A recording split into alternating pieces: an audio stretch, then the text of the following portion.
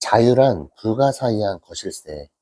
자기 자신에게 만족하고 분수를 지킬 줄만 알면 누구라도 쉽게 충분한 자유를 얻을 수 있지. 그러나 자유가 넘칠 만큼 있어도 사용할 수 없다면 무슨 소용일까? 네, 안녕하세요. 하루 한 번 삶에 대한 끄적임. 오늘은 439일째 되는 아침입니다. 2026년 8월 25일 화요일 아침이고요. 오늘도 그태와의 대화, 에크만의 그태와의 대화를 일부를 다 읽었어요. 오늘 서울 올 일이 좀 있어가지고 오면서 왔다 갔다 하면서 좀 읽었더니 좀 빨리 읽었거든요. 그만큼 벌써 읽었고, 오늘 아침에 4시에 일어나서 이렇게 또, 4시에 조금 못 일어났죠. 어저께 술 늦게까지 지인들하고 먹느라고. 4시 반쯤 일어난 것 같은데, 아무튼 오늘 아침에도 이렇게 끄적이고 있습니다.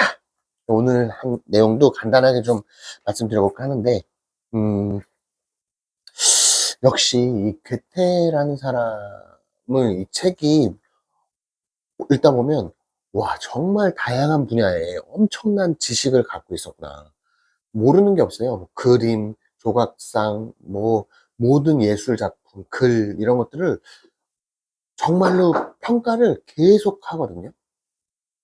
그걸 연구한다라고 하죠. 예술 작품에 대한 연구를 한다고 하는데 어, 잘 모르겠어요. 저 입장에서는 어떻게 사람으로서 저렇게 많은 다양한 분야의 전문적인 지식을 어떻게 저렇게 가질 수 있지? 그 평가가 과연 객관적인 것인가?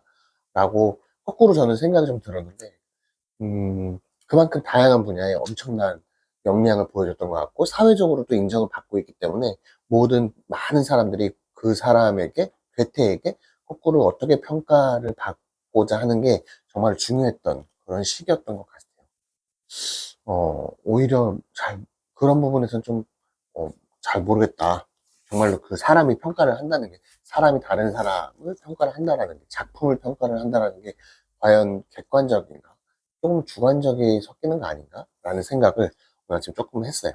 아무튼, 그 괴테의 생각들을 쭈르륵 얘기하다 보면 여러 가지 얘기들이 나와요. 오늘 좀 간단한 것 좀 얘기해 보면, 책임은 감정의 영역을 소재로 한 것이라면 언제나 갈채를 보내는 독자에게 있는 것이라고 얘기하거든요. 어, 책임은, 모든 책임, 독자의 책임은 그 감정의 영역이면 갈채를 보내는 독자. 그러니까 이성적인 것보다 감성적인 것에 더 많은 갈채를 보내는 인간의 어떤 본성을 얘기하는 거를 좀 느꼈고요. 그리고 무언가를 쓰려고 할 때는 결코 다른 사람에게 조언을 구해서는 안 되네. 여러 사람에게 의견을 구하다 보면 생각 자체가 이쪽으로 갔다 저쪽으로 갔다 이렇게 집중이 안 되기 때문에 무언가를 자기가 이루려고 하면 다른 사람 조언보다는 뭔가 밀고 나가는 그런 게 필요하다라는 것도 좀 있었고, 공통의 지향점이라는 더없이 훌륭한 유대의 끈. 이게 그 유대감이라는 건 우정이라는 것보다 어떤 유대감을 가지려면 공통의 지향점을 지니고 있으면 된다라고 얘기하거든요. 이거는 이제 설득 심리학에서도 나왔던 내용인데, 진짜로 같이 공동체적인 어떤 우리라는 개념이 같이 무언가를 경험하는 사람, 목표를 같이 지니고 있거나 아니면 어떤 고난을 같이 겪거나 할 때 유대감이 생긴다는 거죠. 그게 우정보다 더 끈끈한 그런 관계가 된다라는 얘기를 똑같이 해주고 있었고, 현명한 사람은 도달 가능한 곳에만 정진하고 그 영역에서 출발해 모든 방향으로 나아가면서 자신의 위치를 굳힌다라고 얘기하거든요. 작은 것부터 시작해서 성공하는 경험을 쌓여서 점점 더 넓은 곳으로 확장해 나가야 된다. 그런 얘기들을 똑같이 저는 느낄 수가 있었어요. 와, 그리고 역겨운 것을 추방하기 위해서는 더욱 역겨운 것을 사용한다. 사람이 짐승이 되려면 짐승을 방에 끌어들여. 여기서 예시에서 이렇게 막 술자리가 있었는데 어떤 사람이 되게 막 술이 약간 취했는지 되게 역겨운 얘기들을 막 한 거예요. 듣기 싫은 얘기들을 그 자리에서 얘기를 하니까 사람들이 듣기는 싫은데 그걸 어떻게 그걸 끊지 다른 얘기를 돌리지 라고 할 때 어떤 현명한 사람이 나와가지고 그 역겹게 얘기하는 사람보다 훨씬 더 센 얘기를 확 해버린 거예요. 그때 처음에 그 역겨운 얘기를 한 사람이 이렇게 깨갱하게 되는 거예요. 그래서 뭔가 음, 역겨운 것을 이기기 위해선 더 많은 역겨운 것을 사용하면 된다라는 얘기가 일상생활에서도 조금 더 우리가 느낄 수 있었던 것 같아요. 그런 경우들이 좀 있잖아요. 예를 들어서 화내는 사람이 있으면 막 둘이 막 이렇게 막 화내는 사람이 있으면 그거보다 더 확 화를 내버리면 이 사람 화가 확 줄어들어 버리죠. 그런 것들. 아무튼 이런 것도 여러 가지 얘기들이 좀 있었고, 이 오늘 얘기 중에서 일부 얘기 중에서 가장 많이 얘기가 나온 부분이 어쩌면 색채론이라는 게 좀 나왔거든요. 괴테가 바라보는 색채론. 어, 이게 되게 재밌는데, 노을이 약간 빛이 약간 좀 줄어들 때 촛불을 창가에다가 갖다 놓는 거예요. 그리고 해가 여기 있는 거예요. 창 밖에.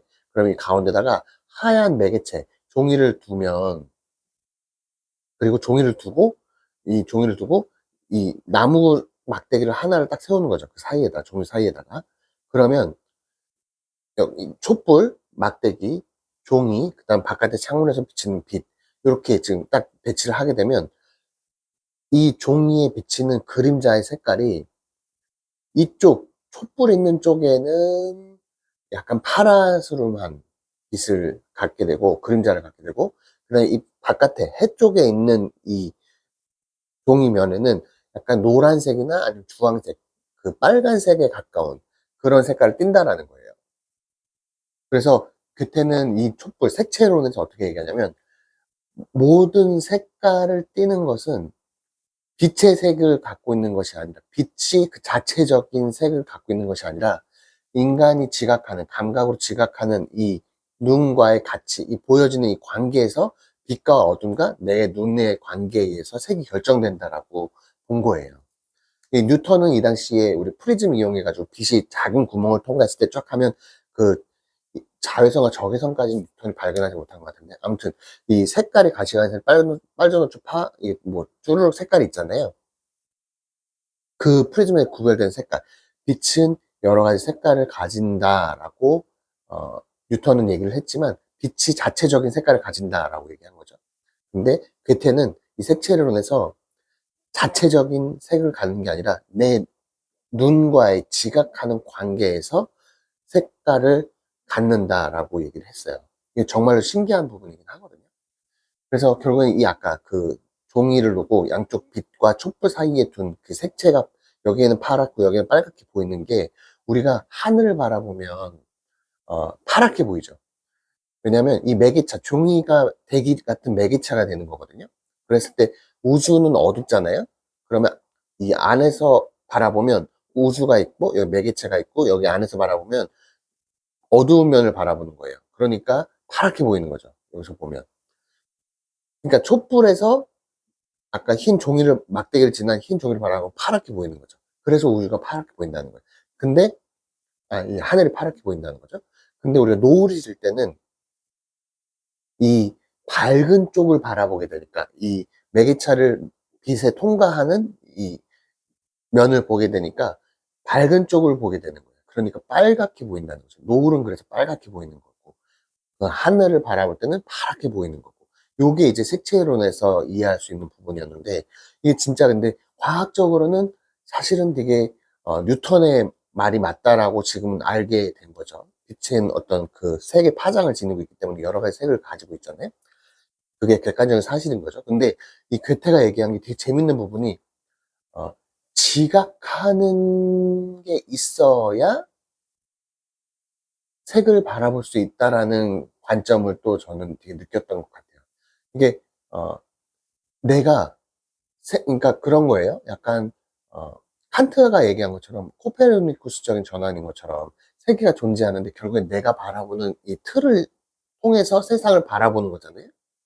그런 것처럼, 이 괴테도 자기만의 틀을 이용해서 바라보는 것이 영향을 같이 미치는 것 같은, 음, 내가 존재하지 않으면 우주가 없는 거죠. 내가 바라보는 게 있어야지만 우주가 존재하는 거잖아요. 그러한 입장을 조금 이해할 수 있었던 것 같아요. 이게 과학적으로는 맞지는 않을 수 있지만, 뭔가 무슨 뭐 내 지각하는 것에 의해서 색이 바뀌어지는 것은 아닐 수도 있으니까. 근데 거꾸로 생각하면, 인간이 이 의식하는 이 프리즘, 이 틀이, 인간이 빨주노초 파란물 구분하는 거지, 다른 동물들은 사실 빨주노초 파란물 구분하지 않고 다르게 바라볼 수도 있는 거잖아요. 그러니까 사실은 좀 재밌는 부분인 거죠. 주관적으로 지각하는 거니까. 그때는 약간 그런 부분들을 언급을 한 것 같아요. 너무 재밌는 부분이었던 것 같습니다. 그래서 색채론과 되게 여러 가지가 있었는데, 이 괴테라는 사람도 여러 가지 분야에 정말 다양한 분야에 박식했구나. 아, 어저께인가 얘기할 때 그런 글이 있었거든. 진짜로 위대해진다라는 게 무슨 뜻인가? 한 분야에 위대해진다는 게 무엇인가? 라는 거를 좀 얘기를 한 적이 있었는데, 이 괴테는 진짜 다양한 분야에 관심이 많고, 정말 박식하다 보니까 주변에 많은 사람들이 괴테에게 물어봤던 것 같아요. 이건 어떻습니까? 이건 어떻게 생각하십니까? 그래서 괴테의 생각을 되게 무슨 다 옳은 것처럼 사람들은 되게, 특히나 에커만은 괴테가 얘기하는 거에 대해서 정말 절대적인 신뢰를 지니고 있는 듯한 그런 느낌이거든요.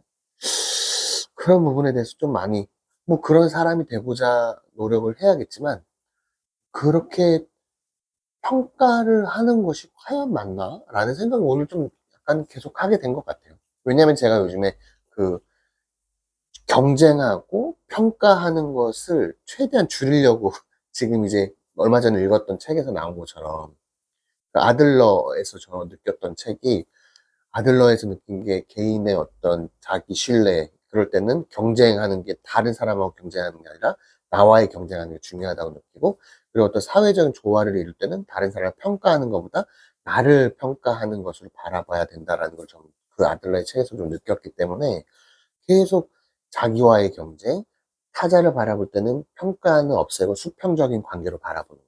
요거를 계속 저는 어떤 인식을 좀 갖고 행동하려고 노력하다 보니까, 이 책을 읽으면서는 약간 거부감이 좀 들었던 것 같아요. 모든 게 자꾸만 평가를 하는 것 같아가지고. 아무튼 그렇게 느끼면서 여러 가지 감정을 좀 느끼면서 이 책을 좀 읽고 있습니다. 이게 총 3부로 구성되어져 있는데 1부를 다 읽었어요, 벌써. 그래서 오늘 또 2부를 시작하면서 쭉 한번 읽어보려고 합니다.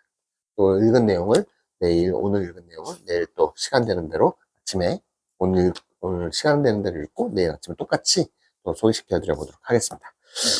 괴테의, 오늘 가장 기억에 남는 건 괴테의 색채론. 음, 세상은 그냥 그 자체로 존재하는 것이 아니라 나와의 관계에서 이루어지는 것은 아닐까? 라는 질문을 저에게 좀 한 것 같습니다. 네, 오늘 하루도 가치 있는 하루, 그리고 행복한 새로운 경험하는 하루 되시길 진심으로 바라겠습니다. 내일 또 같은 시간에 뵙겠습니다. 감사합니다.